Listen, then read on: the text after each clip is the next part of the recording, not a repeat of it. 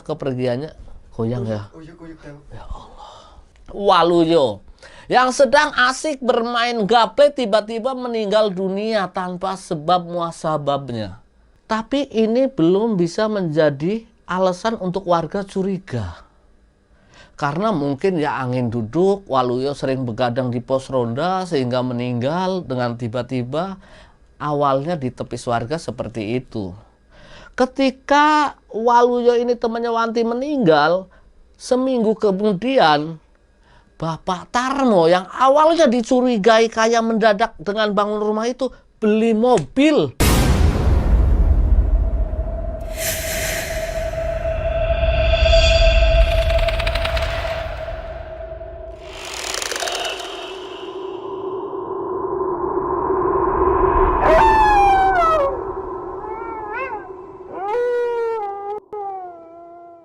Assalamualaikum warahmatullahi wabarakatuh. Selamat datang di channelnya Mbah Jono, channel yang akan berbagi kisah-kisah nyata seputar dunia mistis.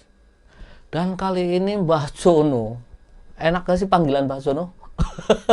Enak lah ya? Enak lah, Bos. Oke. Enak, Bos.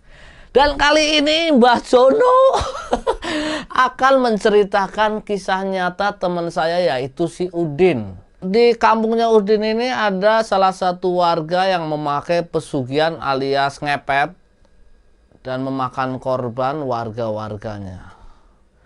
Langsung saja ke cerita tumbal pesugihan. Jreng-jreng.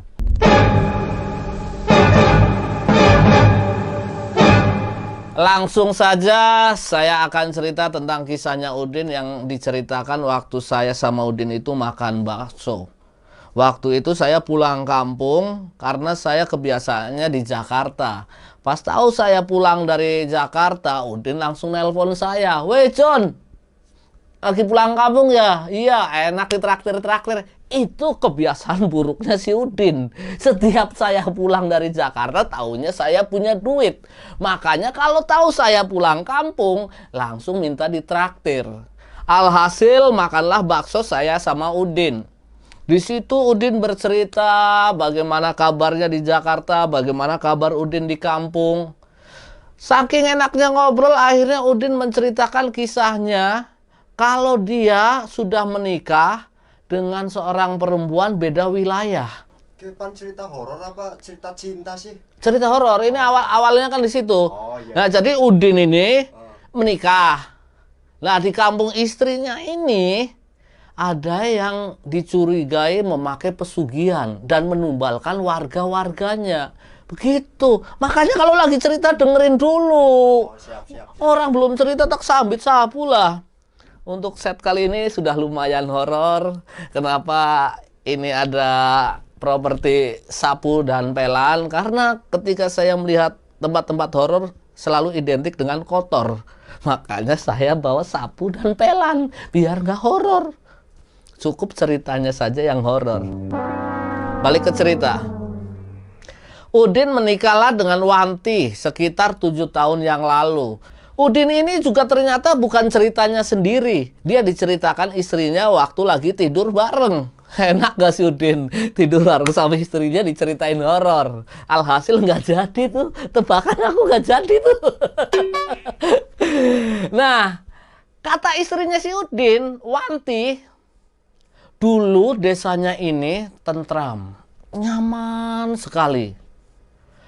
Mayoritas penduduk di kampungnya Wanti alias istrinya Udin itu sebagai petani. Dia tinggal di salah satu pedukuhan di daerah Jawa Barat, tepatnya di Kuningan.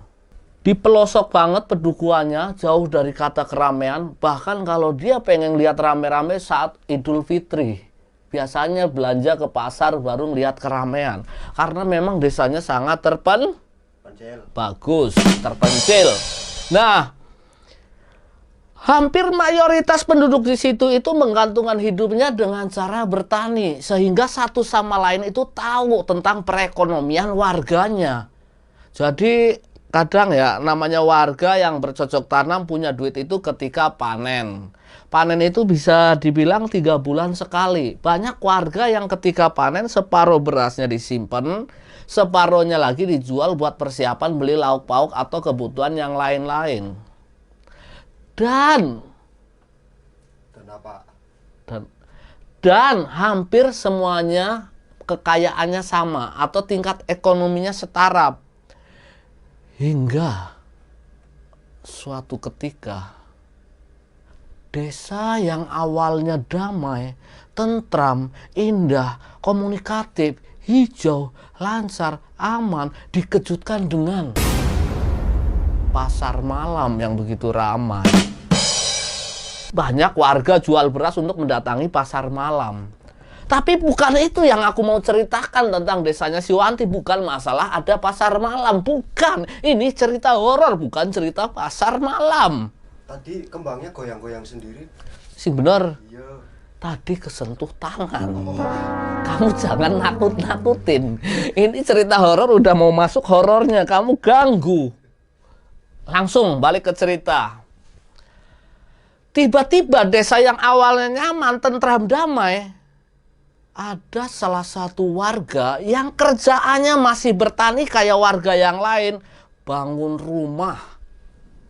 Ini kejanggalan pertama. Padahal dia bukan tukang bangunan, tapi dia bisa bangun rumah. Karena dia memakai tukang batu. Warga curiga. Ini kalau nggak salah itu, kita sebelum lanjutkan ya, informasi saja untuk nama Udin, Wanti, dan semuanya samaran. Karena ini menjaga privasi mereka. Maaf saya bilang di tengah-tengah. Karena tadi di awal lupa. Tempat kejadian, nama semuanya disamarkan.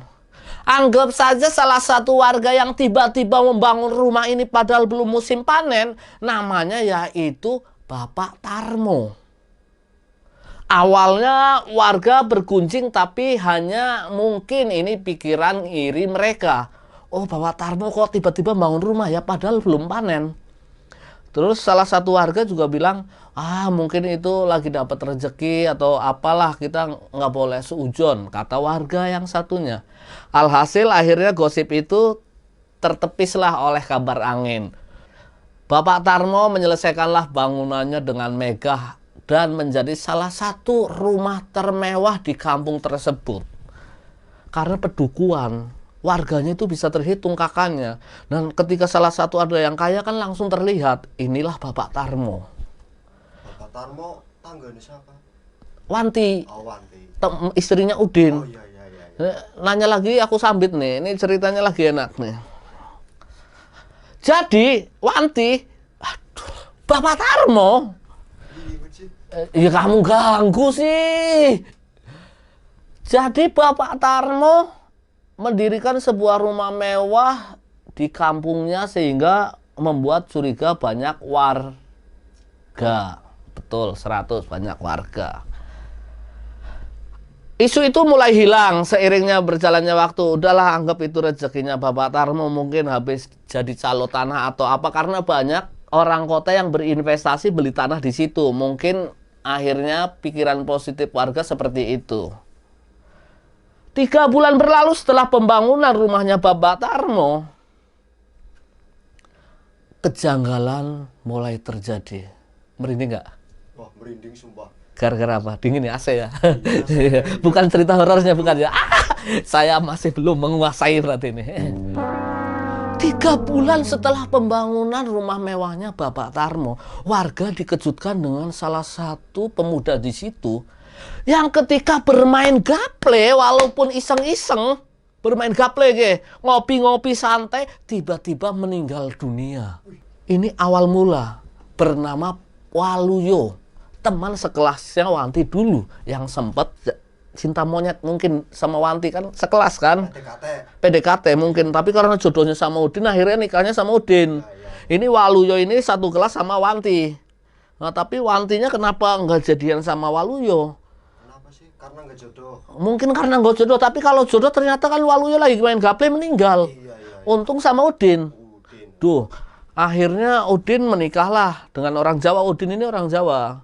Wanti ini orang, anggap aja orang Sunda. Ini ngomongin Waluyo, Udin apa horor? Oh, nggak ada horor-horornya. Ini mau cerita malah nanya. Ini tumbal pertama, Waluyo.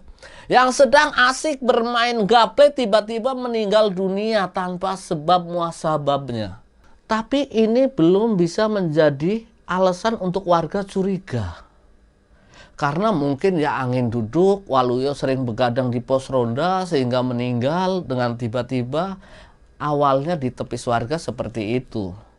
Ketika Waluyo ini temannya Wanti meninggal, seminggu kemudian Bapak Tarmo yang awalnya dicurigai kayak mendadak dengan bangun rumah itu beli mobil. Wih, Mobilan. mobil-mobilan. Mobil beneran. Bapak Waluyo Waluyo korbannya. Tarno, Bapak Tarmo. Tarmo. Tarno itu pesulap, Bim Salabin itu Pak Tarno ini Bapak Tarmo. Brebes ya, itu. Oh, Brebes. Jadi Bapak Tarmo ini membeli mobil baru, Avanza New. Wah, coba kalau aku kenal Bapak Tarmo, aku mau nebeng ikut jalan-jalan mobil barunya. Asik ya. Ya enggak, karena dia ternyata pesugihan. Oh, pesugihan. Jadi aku nggak mau. Medeni. Menakutkan. Seminggu setelah meninggalnya Waluyo, Bapak Tarmo itu membeli mobil. Warga mulai berguncing. Apa ini ada kaitannya dengan meninggalnya saudara Waluyo? Ketika Waluyo 7 harian, Bapak Tarmo malah membeli mobil. Gosip itu pun hilang dengan sendirinya seiring berjalannya waktu. Alhasil Bapak Tarmo sudah memiliki rumah mewah dan mobil. Tiba-tiba lagi, salah satu temannya Wanti, temannya Waluyo, ini mereka saling kenal. Ada yang meninggal dadakan juga, yaitu si Rani. Kita panggilnya Teh Rani, karena lebih tua dari Wanti. Teh Rani yang siang masih asik bermain dengan teman-temannya, sore mengirimkan makanan ke orang tuanya di ladang, di sawah, tiba-tiba malamnya meninggal dunia tanpa sebab muasab. Histeris lah teman-temannya si Rani ini, si Rani, ingat si Rani. Ya, Rani. Histeris lah teman-temannya si Rani ini karena Rani pulang dengan tiba-tiba atau meninggal dengan mendadak. Rani, tadi siang kita masih Covid tuh. Apa? Kena Covid. Ini belum masuk Covid, cerita ini tuh 2014 yang lalu. 2014. Belum ada Covid. Aduh. Histeris lah nih teman-temannya si Rani menangisi kepergian Rani yang mendadak. Rani, tadi siang kamu masih main karet bareng, kenapa malam ini meninggal? Ini tangis temannya satu lagi ikut menangis. Rani, kamu boleh meninggal tapi temenmu jangan nginjek kakiku. Ternyata kakinya keinjek waktu nangis. Keinjek kakinya. Iya, lagi ngelayap. Kan temennya nangis. Ya. Nah, nangis dia awalnya diem, tapi ketika ngelihat kakinya diinjak ikut nangis. Rani, temenmu nginjek kakiku. Nangisnya bukan karena Rani meninggal, Iya, tapi karena keinjek kakinya. Karena keinjak kaki temennya.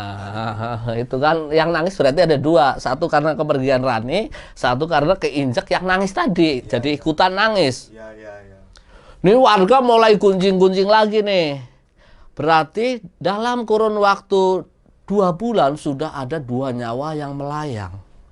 Dan anehnya, lagi-lagi setelah seminggu atau 7 harinya Rani, Bapak Tarmo membeli sepeda motor dengan cc 125.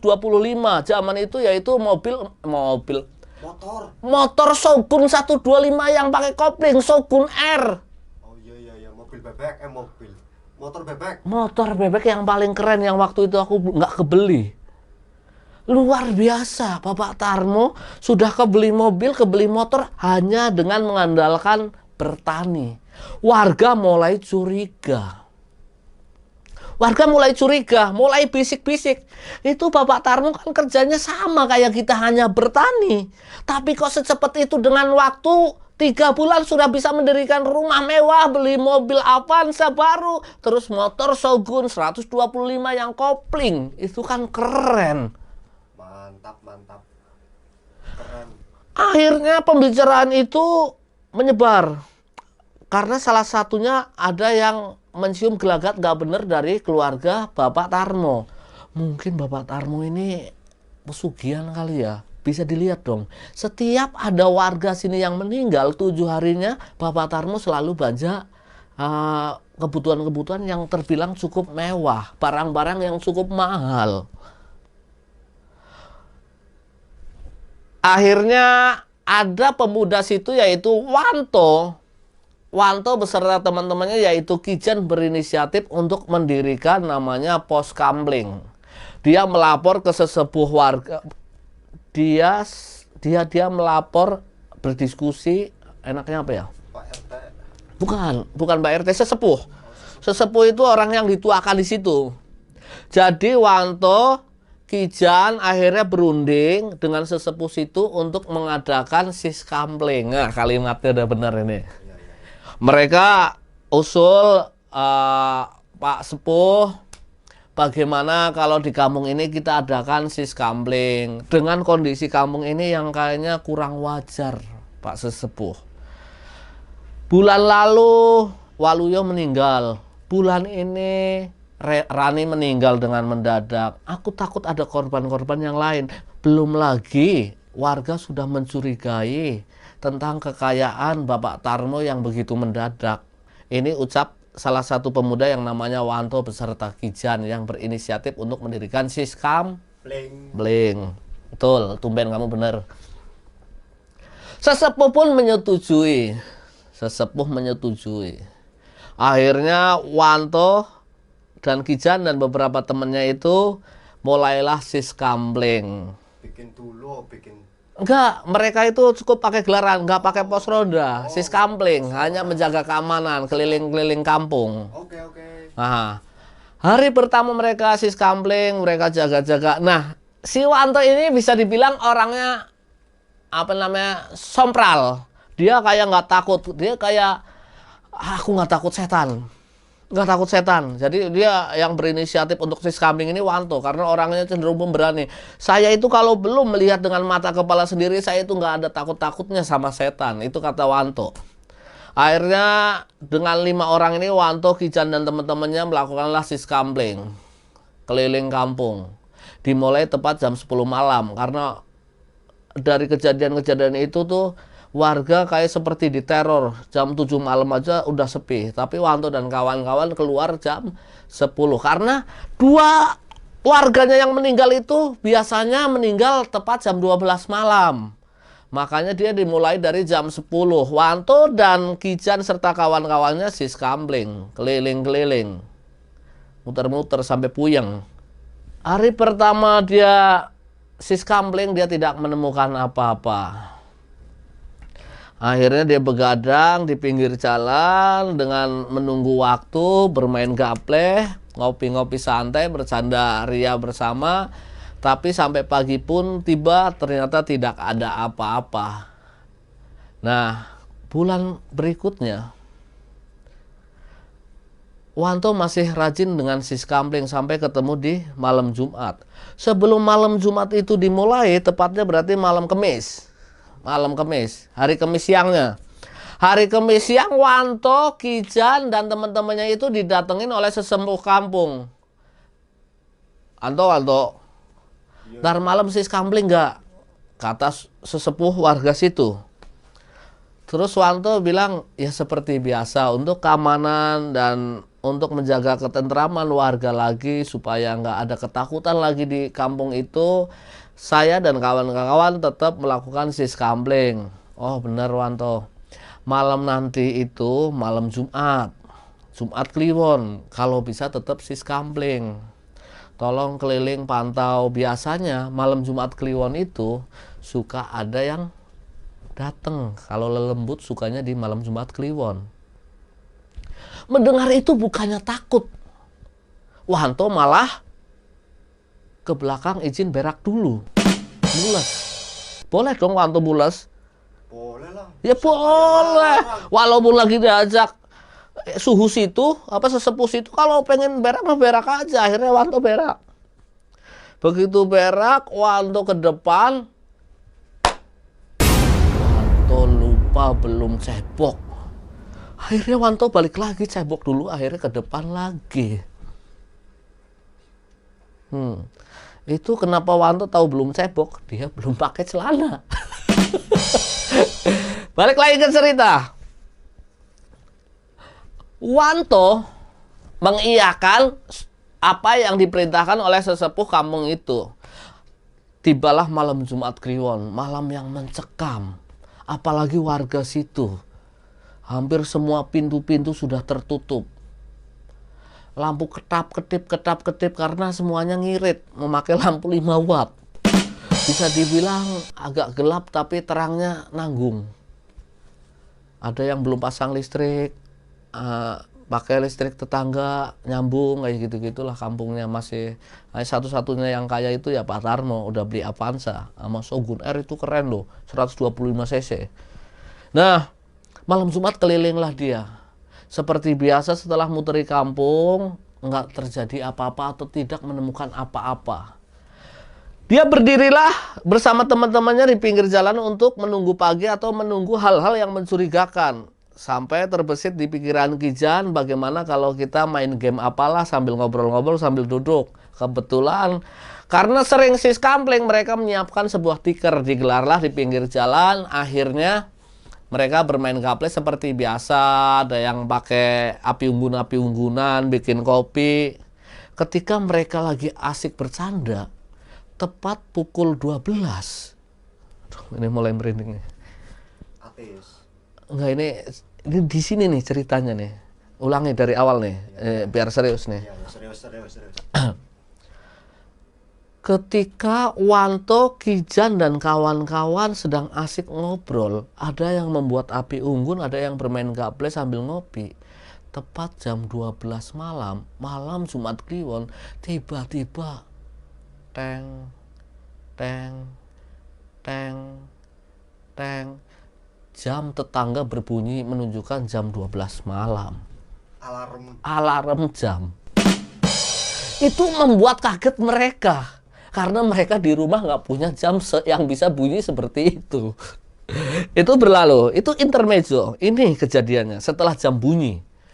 Setelah jam bunyi tepat jam 12 malam. Salah satu dari mereka yaitu Kijan. Kijan itu arahnya ke selatan nih, menghadapnya ke selatan. Sementara teman-temannya asik menghadap ke barat, ada yang asik lagi bermain api unggun. Kijan melihat sosok sedang mengendarai kereta kencana. Ada kudanya, ada keretanya. Menuju arah ke rumahnya Bapak Tarmo. Kijan nggak bisa bicara apa-apa. Karena buat mereka, kereta kencana atau kuda yang ada dokarnya itu di belakangnya itu awam. Mereka melihat itu hanya di TV ketika ada di Jogja. Itu begitu mewah, keemasan. Kudanya, anjir, merinding. Kudanya sangat putih. Tapi Kijan nggak bisa berkata apa-apa. Karena memang Kijan sebenarnya ini penakut. Dia mau teriak tapi nggak bisa.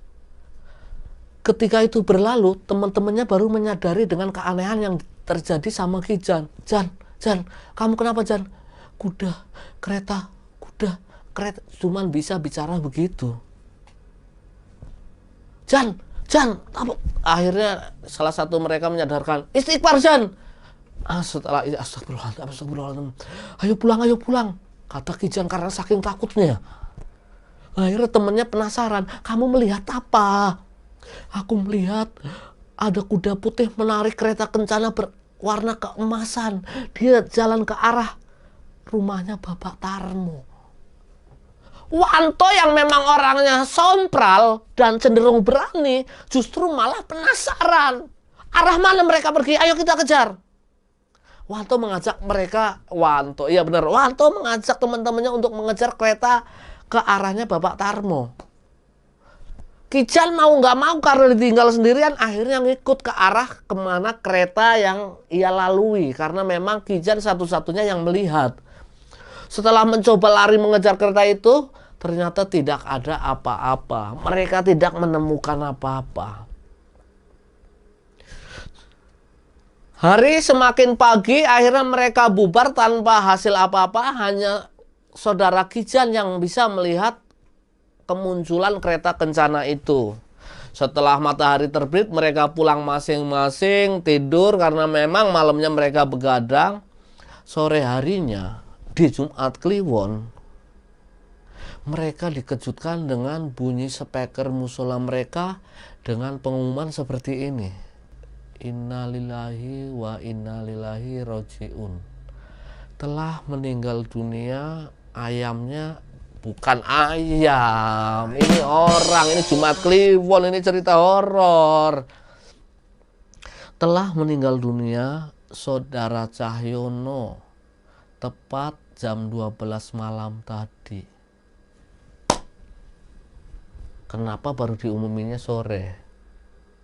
Padahal meninggalnya malam. Karena keluarga mengiranya si Cahyono itu sedang tidur. Cahyono itu baik-baik saja. Tapi karena curiga ini Cahyono sehari semalam gak bangun, dibangunkan oleh keluarganya. Tepat jam 12 malam itu semalamnya, jam siang itu sorenya dibangunin. Ini tumben Cahyono kok sampai siang gak bangun, tapi dibiarin sama keluarganya, sore dibangunin, ternyata sudah meninggal dunia, barulah. 12 ya. Ternyata 12, makanya sore baru diumumin. Mungkin itu meninggalnya jam 12 malam ketika kereta kencana itu lewat. Itu kan mungkin. Kereta kencana itu menjemput ya. Bisa jadi itu menjemput tumbal. Menjemput tumbal. Sok Saudara Wanto dan teman-temannya. Tapi nggak pakai beker soknya. Motor gitu. Itu sok beker. Ini sok. Ini pikirannya sok. Mereka kaget. Mereka langsung berkumpul kembali. Dan mendatangi sesepuh warga setempat, menceritakan apa yang dialami oleh Saudara Wanto semalam kalau dia melihat kereta kencana dan akhirnya paginya atau sorenya mereka mendengar kalau Cahyono meninggal dunia. Berlima mereka mendatangi sesepuh, akhirnya berdiskusi lagi dengan sesepuh. Sesepuh, semalam aku itu melihat kereta kencana. Dengan ditarik kuda putih, keretanya berwarna keemasan, sungguh cantik sekali. Kereta kencana tersebut melaju ke arah Bapak Tarmo. Jangan menuduh dulu, kita buktikan dulu. Baiknya kita silaturahmi atau ngelayat takziah ya bahasannya. Iya. Takziah ke kawanmu Cahyono. Kita tanya penyebab dari kematiannya apa. Kalau memang janggal kita selidiki lagi, kata sesepuh situ. Datanglah mereka berenam ke rumah Cahyono, rumah duka. Setelah dimandikan Cahyono, disolatin di salah satu musola, dikuburkanlah mereka pulang dari kuburan, warga bubar masing-masing, rumah sudah sepi, baru sesepuh membuka omongan ke keluarganya. Dengan berbasa-basi ke keluarganya, sesepuh membukalah omongan. Ini mohon maaf sebelumnya, kalau boleh saya tahu Cahyono ini sakit apa? Keluarganya menjelaskan dengan isak tangisnya. Cahyono itu sehat, sesepuh. Malah kita ngiranya itu masih tidur. Dia dari semalam tidur sore, kita bangunin sampai sore lagi. Ternyata dia udah gak ada nyawanya, sesepuh.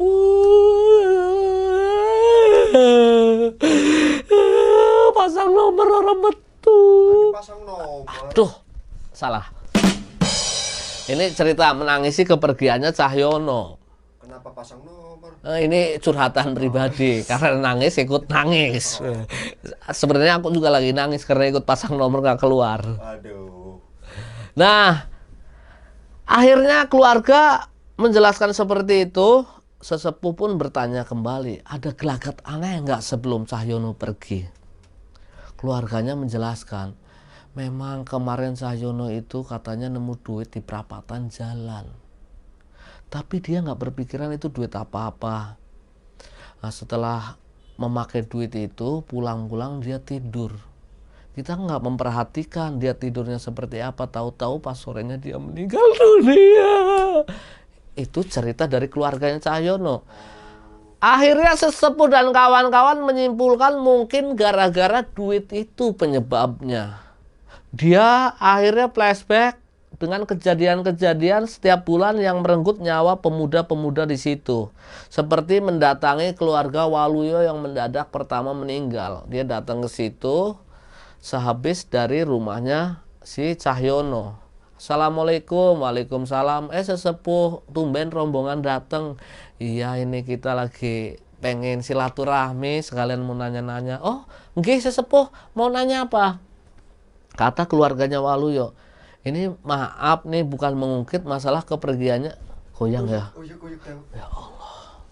Kesenggol. Terusin. Maaf, ini bukan mengungkit kesedihannya Bapak. Kita pengen nanya dengan teror yang terjadi di Pedukuhan ini. Kira-kira dulu pas Waluyo sebelum meninggal, ada pesan atau ada gelagat aneh enggak? Keluarga Waluyo mengingat-ingat kembali. Nggak ada apa-apa sih. Oh iya, mungkin cuman ini doang, sebelum meninggal 2 hari sebelumnya Waluyo itu menemukan duit di perapatan jalan. Alasannya sama. Mereka langsung berpikiran nggak salah lagi. Wanto Kijan saling pandang mendengar alasan itu. Kok bisa persis dengan apa yang dialami oleh Cahyono. Tapi untuk memastikan kecurigaan sesepuh dan kawan-kawan, sehabis datang dari tempatnya Waluyo, dia mendatangi keluarganya Rani. Sesepuh dan kawan-kawan kemudian mendatangi korban-korban yang lain yang sudah duluan meninggal dengan pertanyaan yang sama. Dan hampir untungnya setiap pemuda yang menemukan duit itu yang akhirnya meninggal sempat bercerita ke salah satu keluarganya. Nemu duitnya berapa? Nemu duitnya belum tahu jumlahnya, cuman di perapatan yang sama. Perapatan yang sama. Pulang dari situ, sesepuh akhirnya memutuskan dan menghimbau kepada Wanto Kijan dan kawan-kawan, mulai sekarang Sis Kambling jaga di perapatan di tempat orang-orang yang menemukan duit dan akhirnya meninggal. Wanto Kijan seperti biasa melakukan aktivitas Sis Kambling. Kali ini tertuju ke satu titik, yaitu perempatan di mana tempat orang-orang yang menemukan duit. Dan seperti biasa untuk menghilangkan kegabutan mereka ketika Sis Kambling, mereka ada yang bermain gaple, bakar singkong, dan membuat api unggun.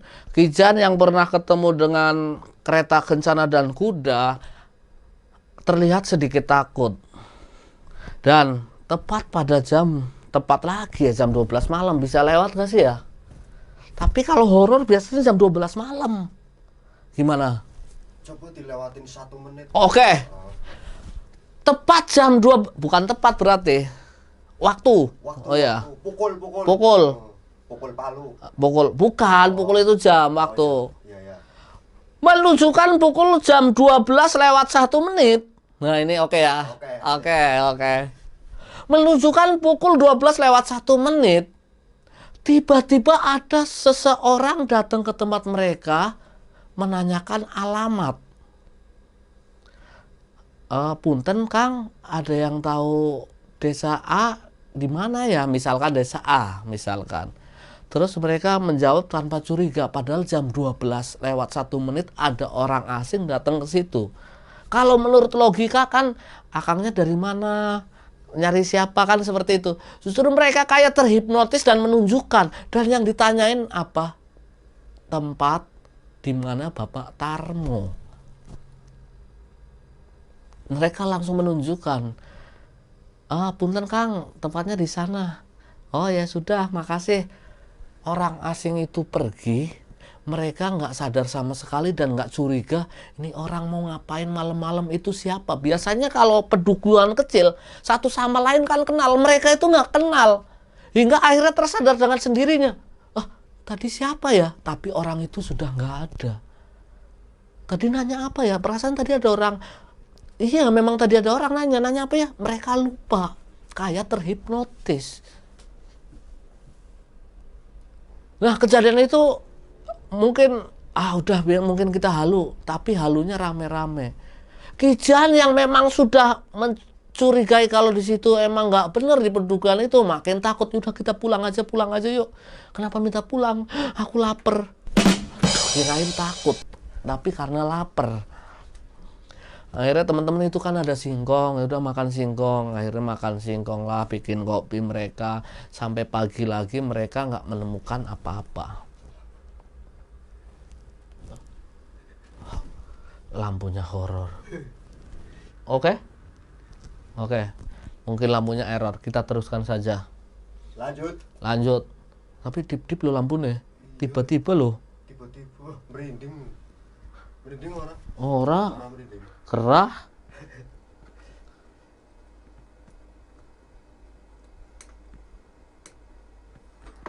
Oke. Lanjut. Nah, si skambling malam hari itu setelah ada orang aneh itu yang membuat mereka nggak sadar, seperti terasa terhipnotis, berlalu. Pagi pun tiba. Dan malam-malam selanjutnya tidak ketemu apa-apa lagi. Mereka selalu melakukan si skambling, bahkan kadang Kijan ikut, Wanto tidak, saling bergantian. Kampung mulai sepi dengan tumbal 2 bulan terakhir ini, hingga akhirnya prosesi skambling mulai dikurangi. 2 bulan, 3 bulan tidak ada tumbal lagi seperti bulan-bulan sebelumnya yang berturut-turut setiap malam Jumat Kliwon selalu ada tumbal. Hingga malam Jumat Kliwon di bulan keempat, pedukuhan tersebut dikejutkan dengan Ustadz guru ngaji itu yang mendadak sakit parah. Kali ini korbannya Ustadz. Hanya saja sang Ustadz tidak meninggal. Dia hanya seperti tidak sadar. Hal ini diketahui oleh sesepuh yang dilaporin oleh istrinya sang Ustadz dengan menangis-nangis datang ke rumahnya. Pak Ustadz tolong, Pak Ustadz, Pak Sesepuh. Pak Sesepuh tolong suami saya tiba-tiba dia pulang ngajar. Dia kejang-kejang seperti itu, kayak nggak ada kesadaran.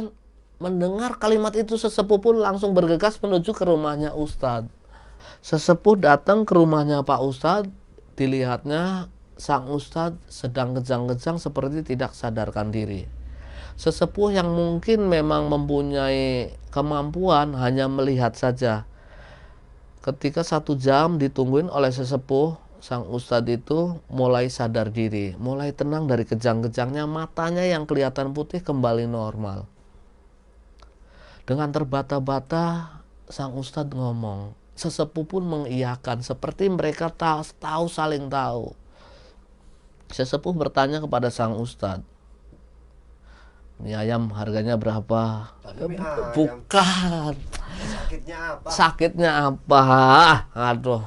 Habis kehujanan mungkin. Ya enggak, ini ada hubungannya sama pesugihan tadi.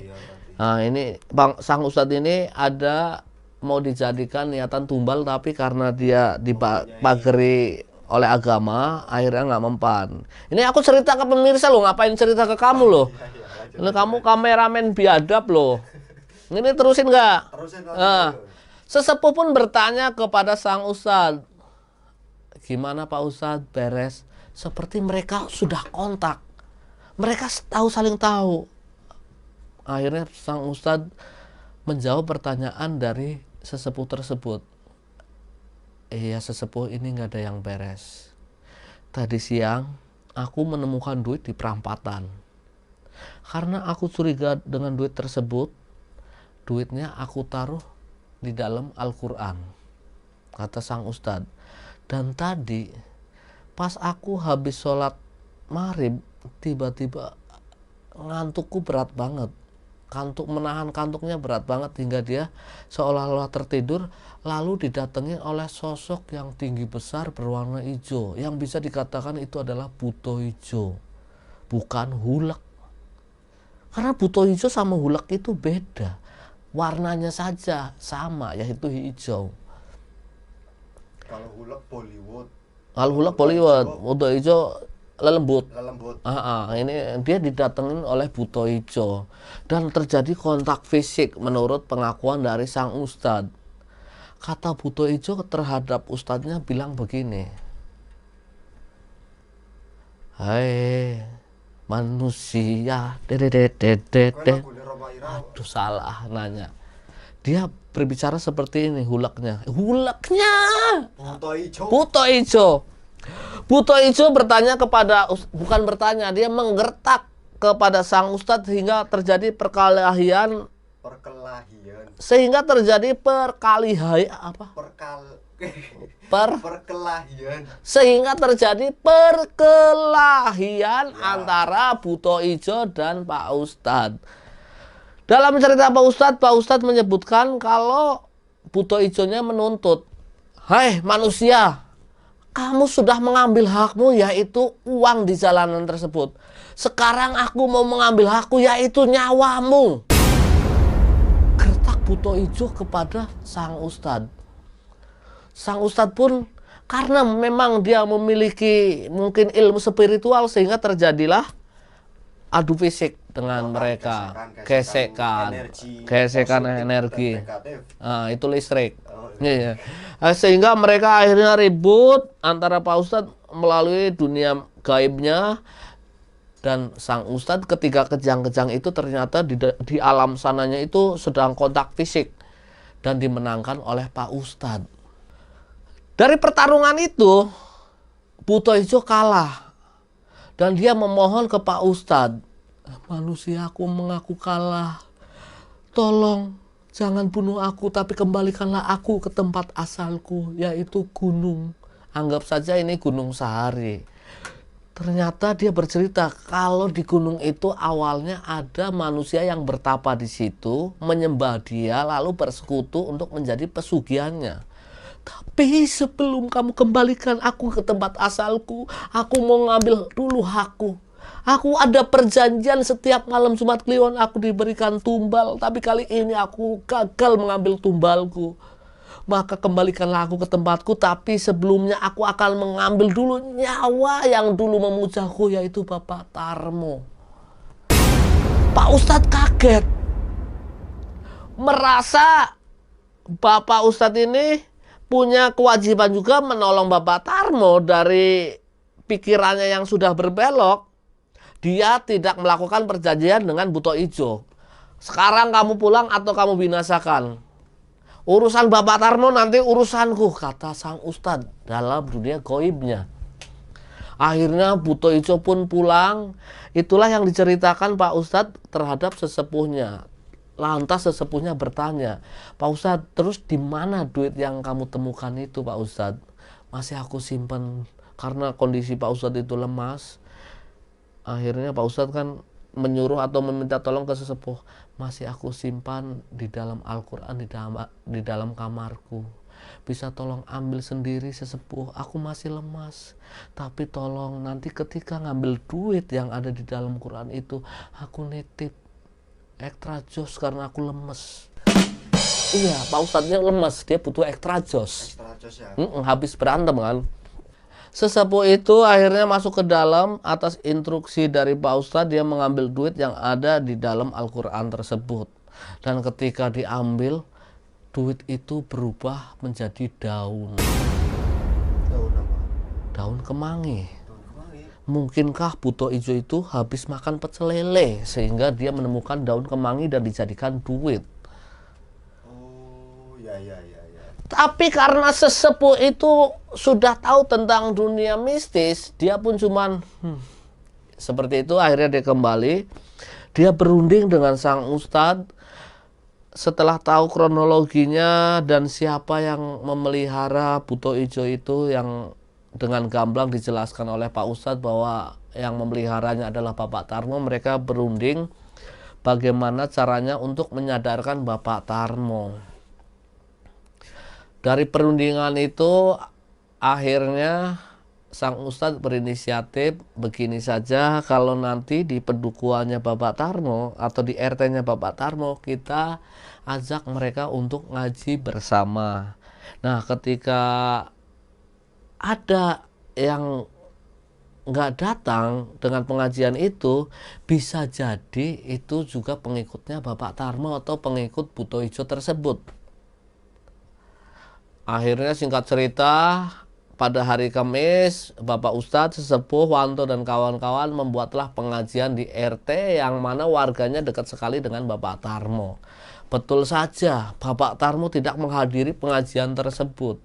Tapi itu rutin dilakukan oleh Bapak Ustadz beserta suhu. Hampir setiap Kamis dia melakukan pengajian, sehingga akhirnya dengan malu sendiri Bapak Tarno pindah dari kampung tersebut. Menyewa sebuah pickup dengan harga 450.000. Tujuannya kemana aku nggak tahu.